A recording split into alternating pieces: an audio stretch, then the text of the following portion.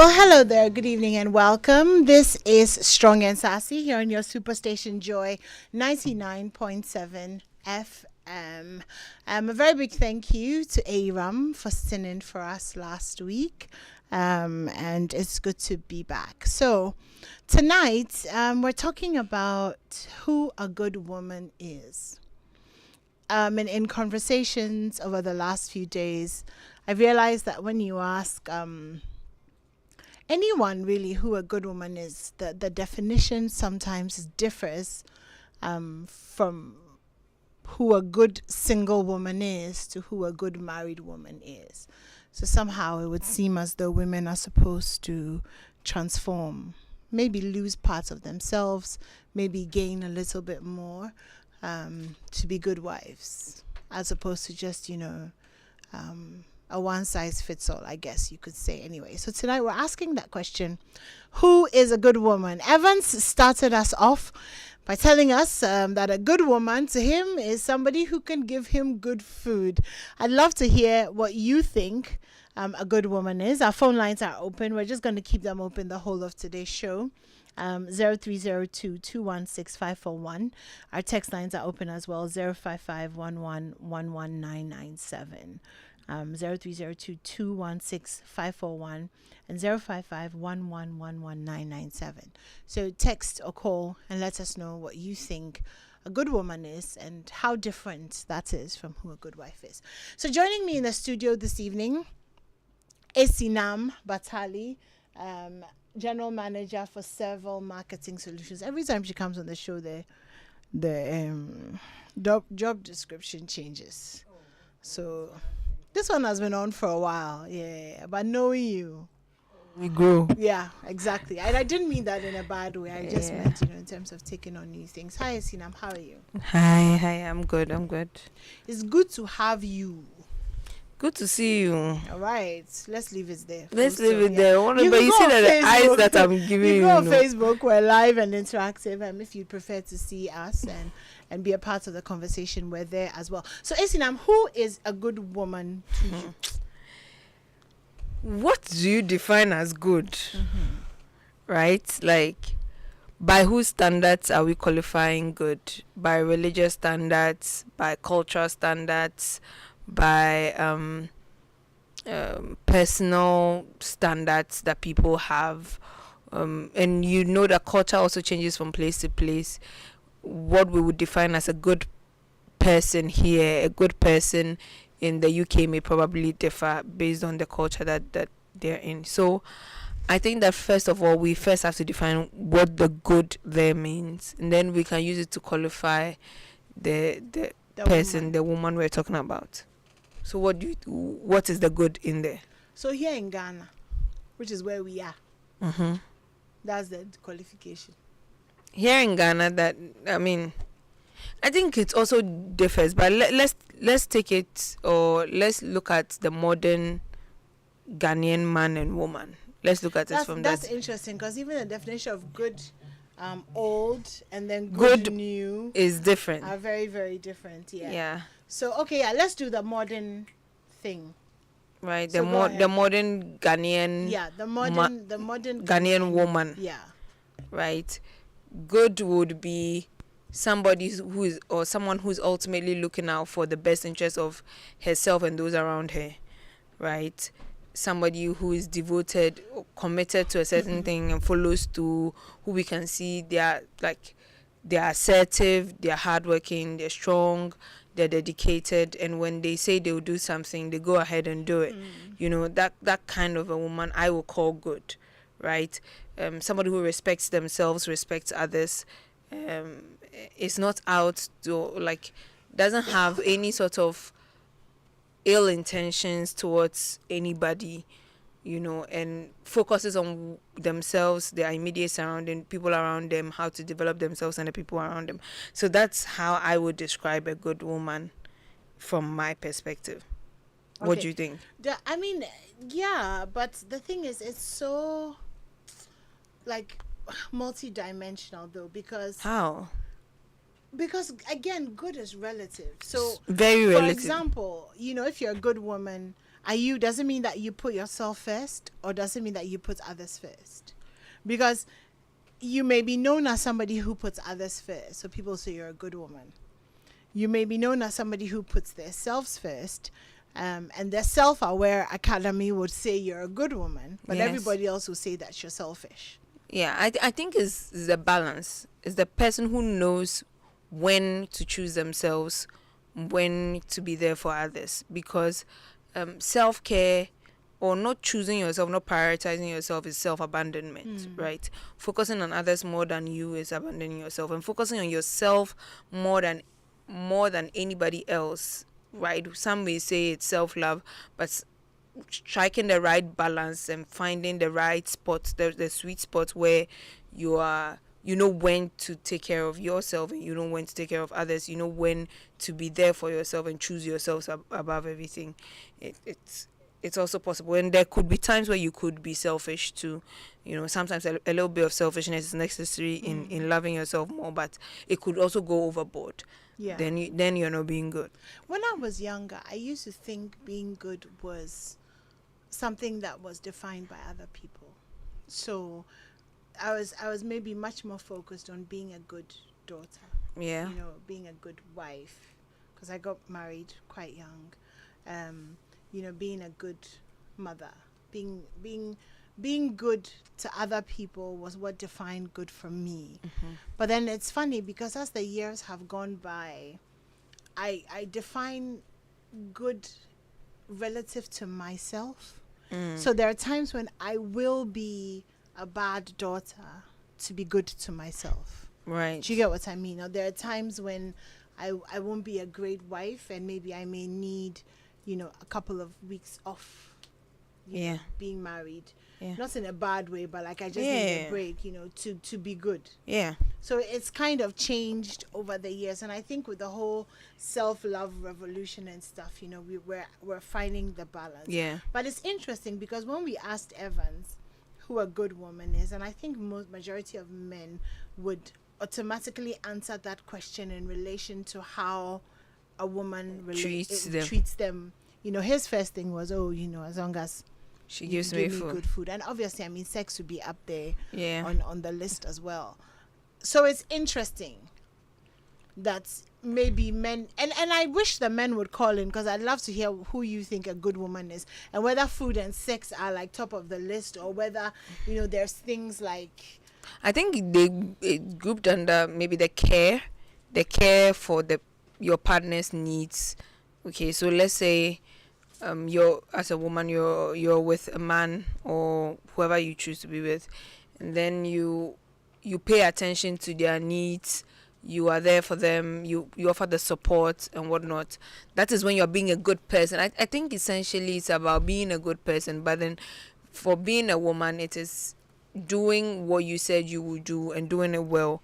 You've made a commitment to take care of someone. Being a good mother, you've made a commitment to take care of a child that you brought into the world. So being there for their needs, taking care of them, being the support system, whatever it is that the person needs to develop or be the best version of them, you are there to provide that. I think food and sex and whatever it is falls under that category. Yeah. Right? So taking care of your partner's needs, whatever they need at that moment, I think that's what makes you a good person in a relationship setting. So Papanza texts, and he says a good woman is someone who has good character, respectful, stays with you in times of hardship.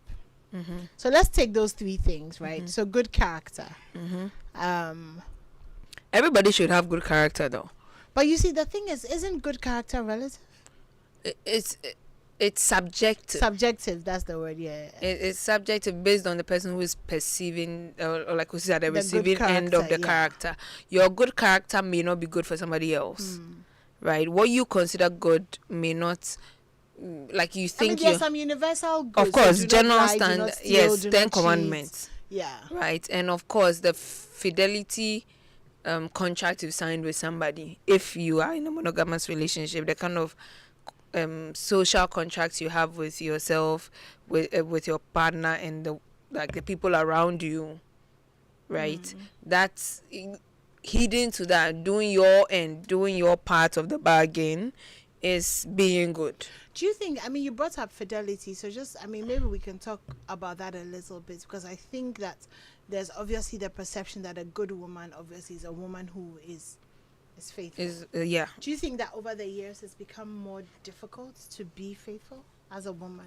Yeah. Because when we talk about fidelity, most of the time we talk about the men. We are increasingly seeing women who are saying no grief for anybody. Like, if you can do it, I can do it too. And in most instances, because the general programming as we're growing up is to be faithful and be the one who keeps the home and be the one who keeps the peace, whatever it is, when the man steps out or something happens and he cheats on you, whatever it is, you don't feel the need to do it back. But then the current modern woman is also seeing through that as well. It's like, okay, I will leave if you want me to, but if you want me to stay, then consider the possibility I could also do this to you. You know, people are becoming increasingly vengeful. Like, you won't show me shege and pass. Yeah. They will show you, you will be You will shaged. see the same shit. You understand? Right? And it may not be a great thing, but it is coming from mostly a place of pain, mostly a need for revenge and whatever. It's not advisable, but you find people doing it too. So, like, being faithful to has become a very hard thing, because again, the standards that women are expected to live to, wicked and wild. You know, I know people will probably disagree with my definition of good and all that, and they would want to hear the woman who does this, a woman who cleans up the house and does whatever it is. But if you are doing that, then you're limiting the person to what you can get from them. A good person is good within. Is good within who they are. They have the general sense of awareness to know when they are wrong and apologize. A good woman is a good person. Same traits I would expect in a good man. You would expect, so good. They should just kind of cut across. Yeah. Good woman, good person, good wife. Yes. Good mother. Good mother. Yes. Oh, then obviously in that case there will be some things that are like a common thread. So somebody who is respectful. Yes. Kind. Yes. Compassionate. Yes. Strong. Sensible. Yes. And common sense is so sense, underrated. And has awareness. You know, like self-awareness, spatial empathy, awarenesses. Like emotional intelligence, being able to manage situations, knowing when to say what, like being emotionally present, being physically present. I mean, you brought up emotions, so let's talk about that for a minute. Sometimes I feel like emotions is one space that where women, like, we kind of really let ourselves down. Yes. Because we have this tendency, and I think it's because we are not taught to control and be in control of our emotions. Yeah. So a lot of us kind of grew up being ruled by our emotions. Yeah. So you may be a really good woman, but you can't control your anger. You can't control jealousy. You can't control your insecurity or your anxiety. And so it turns you into something else. But it doesn't mean that you were over control. Like, you want to also over control that before we do the other side. Right. Otherwise, no, do you know what I'm saying? So you could be good, but not be able to control your emotions. Yeah. How did you learn to control your emotions? I will not even sit here and say I figured it out, or that I know how to perfectly control my emotions.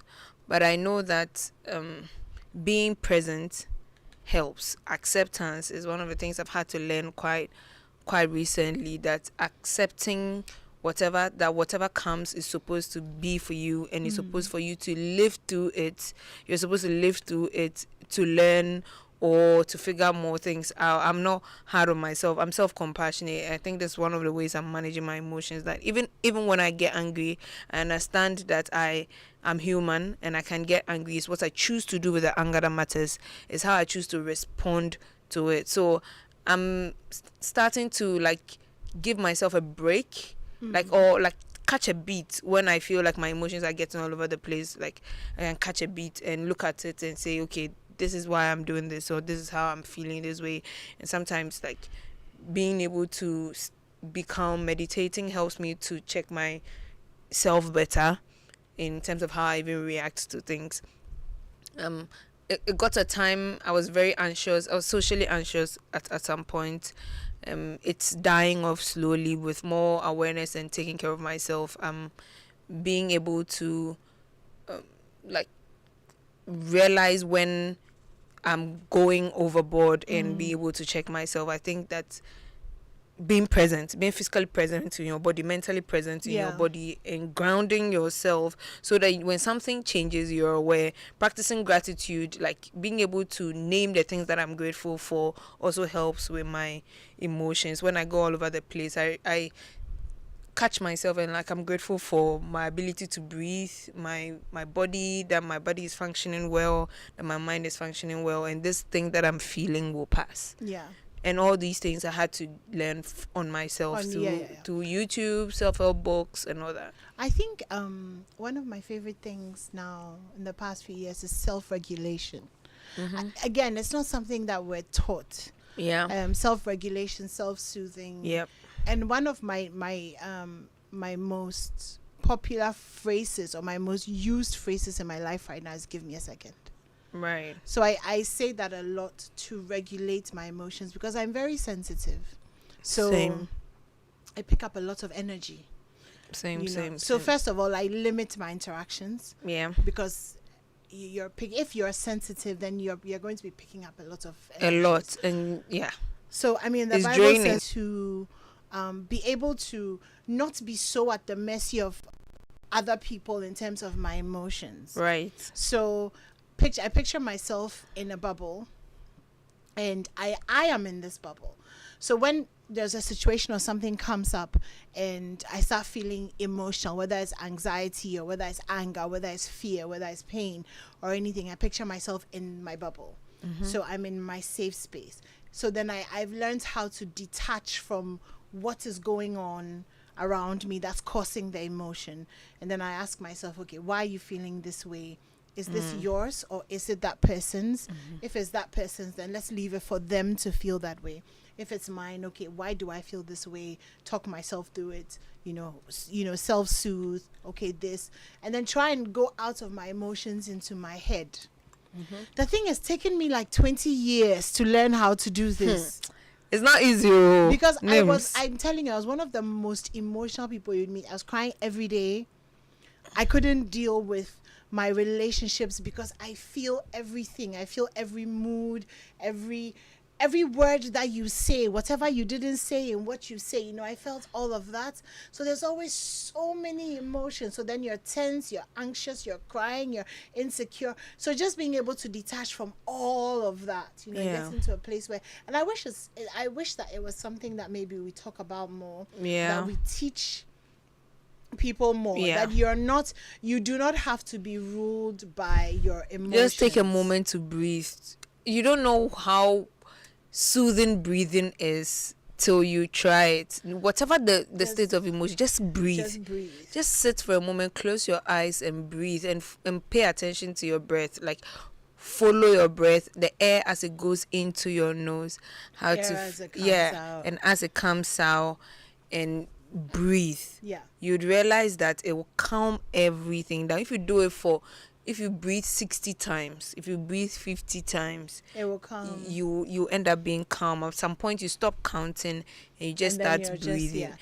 And the reason why we're talking about emotions is because as women, a very large part of who we are is in our emotions. So if you and hormones and hormones. I remember there was one time, right? I kid you not, I was feeling emotional about something. I was praying. I was like, God, Jesus. I talked for like 15 minutes. So I was I was really mad at God. And then I finished this I thought, it was a very heartfelt, fervent prayer. And then I finished it. And I had this very still reminder, like in my spirit. Charlie, your period, they come. Like it's wicked, eh? I take it easy, like just take it easy, like just and it was funny because as soon as it hit me like that, I was like, oh, so I've learned in the week of my period, like 3 days leading up to, oh Lord, and have maybe mercy. 2 days after, I do not take myself seriously. I do not take my emotions seriously. I warn everybody involved that, hey, hurricane is around. Please, as much as you can, leave me alone. And it just, there's a certain freedom in the acceptance of the fact that Right? I am about to go. I am such a haywire. horrible person So during this please- moment, so please hold me down and be there for me. Like, gentle reminder. And you know that the flip I am such a side of horrible that- human. The flip side of that is that I realized what I used to do now. During my period, I would say the most horrible things that are true, that on a good day I would have so much compassion and empathy that I can't say. And when the person is hurt, then I would say, but I was in my period, you know? No, I think that You know, actually meant it. the rationalization I've given it is that when you're about to get your period, or when I'm about to get my period, there's a different person that takes over. The pain body takes over, Yeah. right? Like, physically, you are in survival. It is about fight or flight. Yeah. My body needs to make way for something to come out, and it has to be a force. It is forced. The contractions and relaxings, whatever, people have even compared the pain of menstrual cramps to heart attacks. Yeah.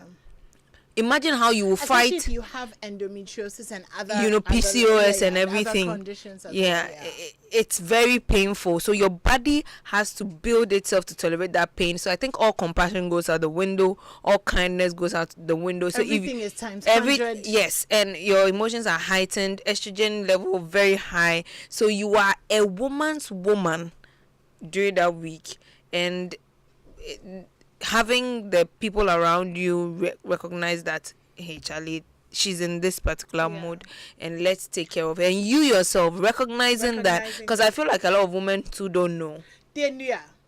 A lot of women don't pay attention to it, so you end up realizing that you've hurt somebody. You've been a bad woman, you've been a bad person temporarily, and then after your period you come to your senses and you're like, so the other thing is, that I do is during my period, like I said, I don't take myself too seriously, so I avoid serious conversations, I avoid emotional conversations, I avoid making decisions that involve any form of emotion or anything, because then everything is just 100 times more overwhelming. So if it can wait for 4 days or 5 days, let me just get through this. When I'm feeling more myself, then I can. And I think that if women are able to communicate that, especially in relationships or in marriage, it would really make, it would take awareness to even notice it. It would, and it will also just make life, more make life easier, because then your partner knows, okay, she's not herself for these few days, so let me not be, let me just. Mind you, there's very little research out there on women and women's health and the menstrual cycle in itself, and how it relates to the person's emotions and how it relates to how they think and everything. So you have to notice yourself as a woman. Like, you have to take care of yourself. Write everything down if possible. What you ate, how it made you feel. Did you run? Did you have racing thoughts in your head? Did you feel some type of way? Did you get angry at somebody? Why did you get angry at them? Like, journaling, especially during those times, and you can go back to read those those journals that you've put together. It will really, really help you to understand yourself better. And a quick note to men: don't be dismissive. I mean, it can be easy to be dismissive about some of these things and say, it's just your blaming hormones. period, it's just your hormones, but it's a reality. Yeah. I mean, it may be a temporary reality, but it is a reality. Yeah, it is her reality at that point. Yeah. And it's her reality that you came out from. Yeah. If she didn't have that reality, you wouldn't exist. And at that point, she's, even though estrogen is very high, she's more masculine at that point, because it's fight or flight. It's like the hormones, that cortisol levels are high, everything is high. It's just, let's fight right now. Yeah. Like, so everything, the slightest threat is completely escalated. everything. Like, then at that moment, if she sees you chatting with another girl with your on the phone with the girl sending you something, then it becomes wow, so you really hate me that much. Yeah, like you are such a horrible person. Maybe it could even be harmless, but then the person is feeling threatened because of the mood they are in. So yeah. All right. So, I mean, like I said at the beginning of the show, the phone lines are open for those of you asking 0302216541. We want to hear what you think a good woman is. And we were just trying to bring some light to some of the challenges that women have in being good the whole month. We can promise maybe 3 weeks out of the month, but maybe we can't promise the whole 4 weeks. Okay, this one says, I think every woman is a good woman until something or someone gives her a reason to behave otherwise. But generally, a good woman is one who has empathy, is tolerant, respects herself and anyone she meets, not quick to judge and draw conclusions. As for drawing conclusions, yes, it's a talent. Slow to anger, but is also able to determine where to draw the line so that she's not taken advantage of. That's Igbeni. Okay, Nick says, good is very relative. You can't be good for everyone. For me, a good woman is therefore measured in a certain unit or under a certain lens. If you're a Christian, that lens is Jesus Christ. If you aren't, the lens is whatever religious morals you're bound by. Thank you. Well, thank you, Nick. I like that. One of my favorite scriptures was, I think it's Peter, where he talks about women having a quiet and gentle spirit. And I struggled with that for so many years because like I am not quiet and I am not gentle. It doesn't mean that Is that awareness for me? I'm never going to be, the biblical, definition of a quiet and gentle spirit. And it's interesting because then when I really went into the real Bible study of women who had done amazing things in the Bible. I mean, there was people like Jael who stuck like a knife into somebody's head, to save her nation. And so does she have a gentle and quiet spirit? Yeah, I think so. I mean, if Delilah is good to her people. Delilah is not. She's a hero to her people. Wow. For her people, she saved them. She delivered Samson to them on a platter. So on the flip side, but that's the flip side. No, that is it. We are looking at one side of it to paint Delilah bad. I mean, but I mean, the point is that I get that. Looking at the biblical perspective, even that it has changed over the years. Christendom, what a good woman is. There was a time when it was, really just all about submission and not speaking. But we have an age where there are lots of strong women who are speaking out, advocating, fighting. So again, I don't know. It's like a body of water. Isaac from Santa Maria says a good woman is a woman of rubies. She's honest in her heart and with you. Right now, honesty is rare. Right? Such a rare commodity. It's a rare commodity because to be honest and vulnerable right now is like, nah, you are not. Maybe because it's not the sensible thing to do. Yeah, because the reception for it isn't the best. Like you'll be honest and you put yourself in trouble. You'll be honest and somebody will be taking you for a fool. There have been moments in my life that I've been honest that I really regret. Yeah. I thought that my being honest would show the state of my heart or my regret at some things that I did. But then my honesty actually then it didn't work for me. And yeah, I mean, I don't think I've quite recovered from that because I think when you show a certain level of honesty, I mean, you're not expecting a reward, but I mean, the truth is I could have lied to you. I could have not have told you. But you could have also not done whatever it is you did that you're honest about. Yeah, but I did. Because the fact that you're honest about it doesn't mean that it doesn't hurt the person. I'm not saying it doesn't hurt, but so should they get the same punishment as if you found out? So let's say the bad deed was still done. Let's say I stole, right? And I came to you and I told you that I stole. You stole my thing? Yes, I stole your 100 CDs. Okay. And I come and I tell you, Islam, I stole your 100 CDs. I'm very sorry, I've spent it. I'm going to pay you back 20 CDs every month for 5 months and try and be a better person. As opposed to, I steal your 100 CDs. I don't tell you. You go and see a juju man, they throw the corn and the chickens chew it, whatever, and then you find out that is me. is it the same? Like, do you feel like, I'm not saying honesty should be rewarded when it's for a bad thing, but do you feel like it's the same? The fact that you were honest about it can be acknowledged and appreciated, but if you have to face the consequences of what you did, you have to face the And it's consequences. the same. It should be the same. Is it not easier to forgive when somebody comes to confess something? Does it not show more remorse? Well, to an extent, it shows that the person is at least remorseful for what they did, but it also depends on what was done and the level of pain. Yeah, because if you come and confess to cheating, you are not expecting to be fully accepted with open Yeah, but then arms. isn't it better than than finding out, climbing Because a wall? 9 for out of example? 10 times when women do it, they are never caught. Oh. Wow. Okay, let's move on from that. Benji on Facebook said, "What defines a good woman is patient, supportive, forgiving, confidence." Interesting. I wish we could do a juxtapose against good men and see if the qualities. It will shock you that to be different. A Yeah. provider. Obviously. Because I'm not So seeing the anybody traditional say, roles, yes, yeah, and a yes. good woman is somebody who can provide. But we don't say character when it comes to when we're asking about men. Whether but he then can we provide. should, because a good human being is not gendered. A good human being is just a good human being. So let's move to wife, right? How would you, if you I'm were not a wife. if you were a man, right? Okay, the Bible says he who finds a wife finds a good thing. Right. So ultimately, if you believe in marriage and you're single, then you're kind of preparing yourself to be a wife, because your husband is supposed to find you as a wife, not he who finds a good woman, da da da da da. So let's say you had to prepare to be a good wife. What would you focus on?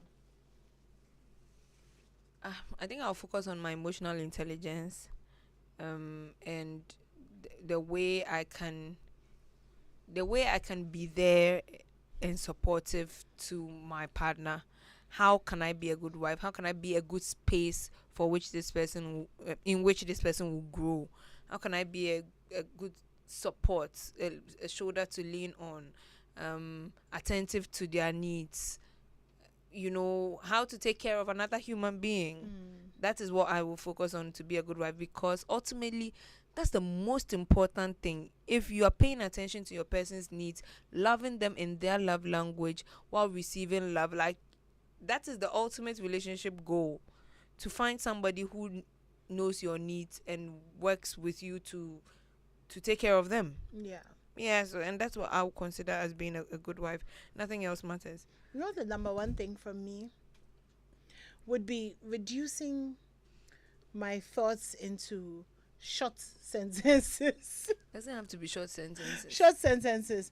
Because, I mean, you know, they say that the attention span of men is shorter than the attention span of women. So if you are paying attention, so many times, and I've seen it happen so many times, women are talking to their men and you see the point at which the men's eyes glaze over, and it's like, I cannot take any more of this. And I wish that women would learn to deliver, especially when it's very important, deliver their points as concisely. You are not under pressure to do that. You're not under pressure to consolidate your thoughts into one not sentence consolidate, for somebody. but you also get If that you the have- male brain is not wired to translate Trust emotional. me, if the person will listen, you don't have to say it 100 times. No, Because not- a majority of the back and forth is all repetitional. It's not. There's no new information in there. It's repetition, because you feel like the person is not hearing what you're saying, so you feel the need to repeat it over and over and over again. And the back and forth, you find out, you come and realize that it's cyclical. If you are not paying attention to argue correctly, you realize that you are going around in circles. You are going around, you come back to the same Have you point. not ever had a conversation with somebody who just doesn't understand you? Then they don't understand you. Then take a moment, take a beat, and go back and come again. So are we going Find to a come different back way. to the point Find of a different me way to saying give that the information. one thing is when you know, if let's say I'm with you, Right. and I know how you translate, does it not make sense that I learn how to speak to you in a way that communicates my points Then it's across- subjective to the person you're with, not yes, in but general. but if you are preparing to be like a No, good wife yeah, to somebody, that is why I'm saying study the needs of the person you are with, how they are. What so they, how is what you're saying different to what I'm saying? no, you are making it a general rule of thumb. I'm saying that studies show that men cannot have long emotional conversations. What studies are those? I'll pull them up for you. Okay, I would love to read. So it does not make sense to not develop your ability to have conversations that are not long, drawn out, and emotional when you want to get to a result. I agree to an extent that you have to find a way to easily communicate what you need. Like use your words to interpret your feelings. Use your words, and it helps if you write it down, and then you're able to figure out how you're feeling. So you go and communicate what you're feeling. Not go and complain. Sometimes we complain about an action when behind that is just an emotion that you're feeling because you were afraid that this person is going to do this. You pick up a fight and it gets bloody, gets drawn out, whatever it is, just to communicate the fact that you feel you're not getting enough time and attention from somebody. Again, how different is what you're saying from what I was saying? Case in point, this is how easy it is to be trying to say something. So if you were my partner, I'm feeling like I'm saying the same thing that you're saying, but then obviously we communicate differently. So would it not then make sense for me to learn? And this is not general, it's partner specific. Exactly. To learn. That's my point. That It's this partner is specific. how you communicate. Yeah. So one of my best friends was telling her husband that I think she was crying when she said it, that she would really prefer if he spoke to her in pinks and lavender because he was really just very blue and black. It's true. And I mean, and sometimes I feel like that too. Like sometimes I wish like my partner would just be softer. Yeah. And just. But do you see like, how just you pamper understood it? me and- Her husband didn't understand it. How many men yeah. talk to me in pink and lavender? I should talk to you in pink and lavender, saying like pink and lavender and Pink and lavender is soft, feminine, and sweet. So the way to just say that, I guess, to a man would be, please don't be harsh. Yes, but even when you're saying don't be harsh, for some men, it is why shouldn't I be harsh? You deserve it. Like the compassion and empathy that will make them be soft to you. That thing is doesn't not it? there. But that's even a step up from understanding. Yeah. Because right now we are the understanding phase of pink Basi- and lavender. No means So why didn't you use simple sentences? because you know that women sometimes we like to communicate in very visual in graphics, exactly, shapes, you know, and then the man is like, geometry. Charlie, like. So I mean, like Abeku, if for example I came to you and I said you're my husband, and I said to you, Abeks, can you talk to me in like pinks and lavender? Would you understand it? He says I should go on, which means that probably he won't. And no. But I just want to know, just yes or no. You would. Okay, so then I guess maybe there are some men who are, but it helps if you know the way your partner. Yeah, I think most men should also lean into their femininity a little bit. It's not always masculinity. Like it's not always hard. You don't always have to be strong and hard and whatnot. Softness, femininity, compassion, love, support. Those soft emotions. They are nice. They make the make relationship your life happy. easier. Your life is relatively easier. Hard guy, no. Yeah. It doesn't. Okay, you don't need to be hardcore and chew your emotions and swallow and drink better malt on top of it so for you to feel like you're a man, you just need to be a kind person, be nice and listen, you understand, and care. And I think that for defining a good woman, something that's very important is that a good man brings out the good in a woman. Yeah. I realized this I switched from a while ago from one relationship to another, and I was two different people. Facts.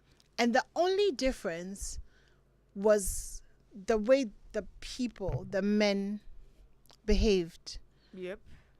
how they treated me, how they received communication, how They secure I responded to your felt, mistakes. how all of that. So then, I mean, I realized at some point that, oh wow, so I'm actually not I'm an not such an insecure horrible person. I'm not an anxious I'm person. not such a bad person. I am not, like this really emotional person. It's how you're treated, and then I think essentially. also compatibility is important. And I Yep. think at some point we have to be honest about compatibility. You have to be able to say that, okay, I'm a good woman. I may love this man, but we are not compatible.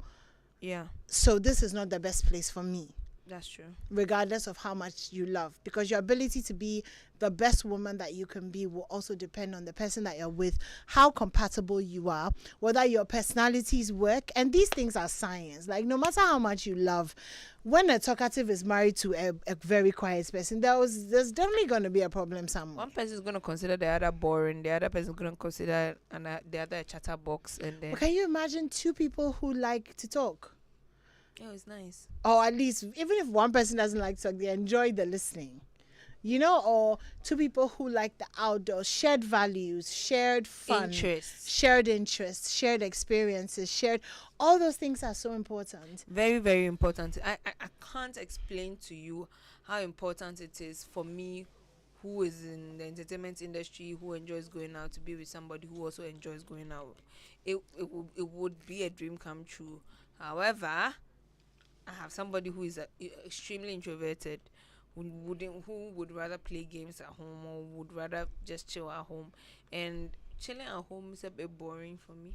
And I want to be out there, and I want to have fun, and I want to jam and stuff like that. And that's not doing that, or not having the opportunity to do that with my person sometimes makes me feel like I'm missing out on something that could be exciting and could have a lot of memories for us to fall back on and look back at. And because now it's interesting that you say that, because if I was with somebody who wanted to go out, there'll be a problem. Exactly. Because I want to be with somebody that by 9 o'clock both of us are sleeping. But me, I want to be with somebody, but 9 o'clock we are now about to hit the streets. I can't. We're now about to, I cannot. And like darkness excites me. It's something about being out at night that makes me feel okay. Long walks on the beach at night, yes. Yes, but noises and sounds and people and I couldn't be with somebody like that. So then what would happen is that, okay, you will have to go alone. Yeah, so we are very different people. We are all different people. Just figure out what you like. And be with somebody who likes the same things that you like. I think it helps in being good. Because when a lot of things, not maybe all the things that you like, but a lot of have shared. Because when you're with somebody who you have the shared interests and all of that, it's not too difficult to be a good person.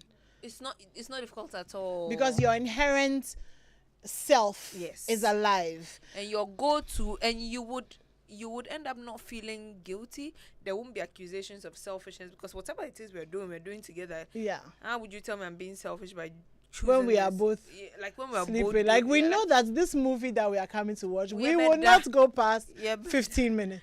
I remember a few years ago I was dating this guy, and like he would get so frustrated because no matter what, whether it's 8 o'clock, 9 o'clock, 10 o'clock, the 15-20 minutes mark, but I'm so energetic at the beginning. I really want to watch this movie, but as long as it's dark, you want to sleep. I can't, like, physically I will not survive past 15 or 20 minutes. So, you can imagine how much maybe he would look forward to, movies out, let's watch it. And I'm excited too. Something as small as even the fact that you watch series and the person watches full movies could be a problem. Yeah. Like somebody who likes series and somebody who likes movies are two different human beings. Because it's two completely different things. Two different worlds. Series. I think I'm a series person. I am. And I don't like the idea that the movie is a 2-hour movie and it ends. I don't like it. So I'd rather watch I'm also a spoilers person, so I need to read the spoilers. I need to know the ending of the series because I'm not going to start a series. I watched one day on Netflix, and I made the mistake of not reading about the end. So I committed my life to about 8 episodes. And in the end, the girl died. And I can tell you for a fact, if I had read that the girl would die at the end, I would not have watched it, because I was devastated for days and I was so annoyed because it was a waste of my life. Why do you die? There have been such great movies on Netflix that I've started watching. I started watching with a partner. I go and I Google it. If I don't like the ending, I'm not watching it. So you can imagine if you are trying to watch series with me. Wow. I don't like murder. I don't like people dying. I don't like violence. I don't like people dying. I don't like people dying. I don't like people dying. Then if you watch Game of Thrones, the heartbreak, premium No, heartbreak. I watched Game of Thrones and I enjoyed it because after the first shock, of Ned you know, Stark. Game of Thrones, after the first shock, you are psyched that After Brandon or after what? after Ned, because nobody expected that he was gonna. After that first one, you know that You're in for a dangerous ride. yeah, like you're gone. Anyway, we're talking about a good woman. Adaria Dominic says a good woman is supportive in everything. I think a good woman is not supportive in everything. I think a good woman is somebody who can tell you to your face that, Charlie, what you are doing is you are misbehaving. I'm not going to support you. Can call you out. You are on your own. But I guess what the support here means is like. And I'll be here to tell you, I told you so. Yeah. The support is that I'll be here at the end. Like the support is that they're not leaving you.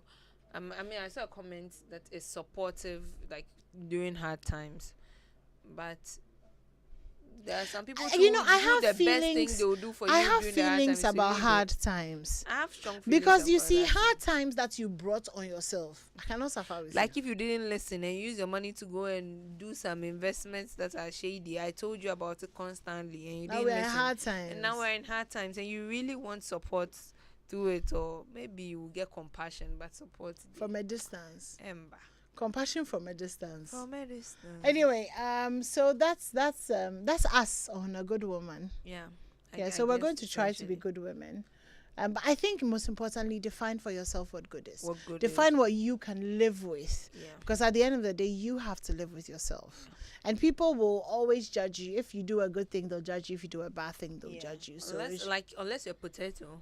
Even that some people even like it fried. some people like it Some fried. people like boiled. Even some those people who like it mashed. fried, some like thick chunks, some like thin curly chunks. fries and everything. Some like it soggy, some like it hard. Yeah. So yeah, it's really about how you like it. Anyway, thank you, Esinam, for passing through. Thanks, Nims. Always a pleasure. Thank you to all of you who thanks for listening to us. Yes, chit chats about being a good woman. We'll be back next week with something interesting. My name is Animwaa Anim-Addo. This has been Strong and Sassy. Coming up next, it's a very, very, very serious looking Faustina. Like, yeah, it's very, very serious. Like, Giving serious. It's Giving not a joke. headmistress. Yes, so